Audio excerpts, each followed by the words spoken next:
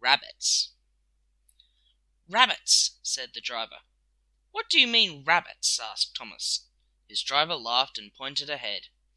Beside the line, near the airfield station, was a post with a white disc on top. The disc had a red circle round it and a black number 10 painted on it. "Rabbits have been building burrows under the line," the driver explained. "They've made the ground unsafe, so the Fat Controller has had to bring in a speed limit here until the embankment can be strengthened." "But it's the steepest part of the line," protested Thomas. "How shall I get up the hill with that when Annie and Clarabel are full on market day, if I can't increase my speed at the bottom?" "You'll manage," said his fireman. "But Percy's trains are often heavier than ours. He won't like it much." Percy didn't. One day he stuck halfway up. Daisy had to wait at the top station while Percy's train was divided and brought up in 2 sections. "The sooner the Fat Controller does something about those rabbits, the better," all the engines agreed. Then they heard that work was to start.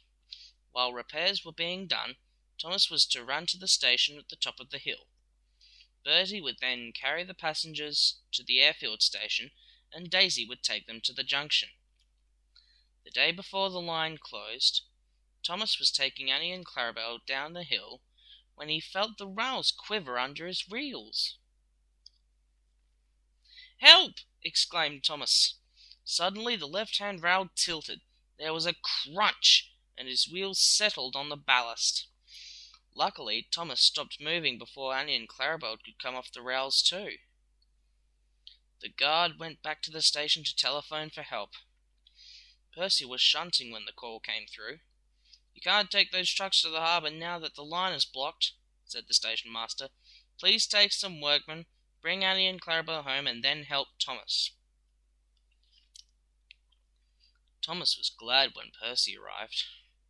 While Percy took the passengers back to the station, the workmen unloaded their gear and prepared the site.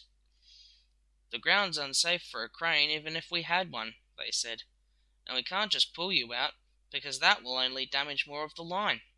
We shall lift you on jacks, Thomas, so that we can slide rails underneath your wheels.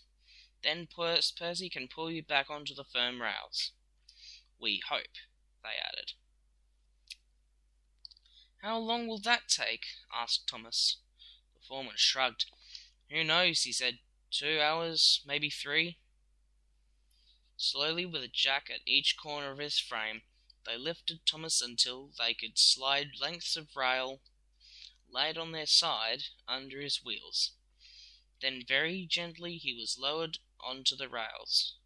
A strong cable was fixed to his coupling, and the other end was fastened to Percy. The Fat Controller had come to watch.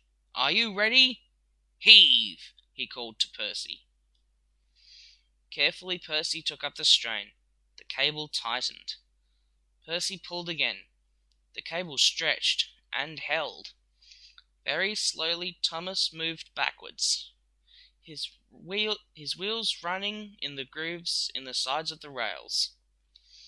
Then with a jolt, first one pair of wheels, then another, and at last the third came safely back onto the firm part of the railway.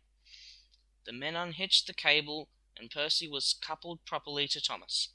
"Thank you, Percy," said Thomas gratefully, and Percy pulled him home.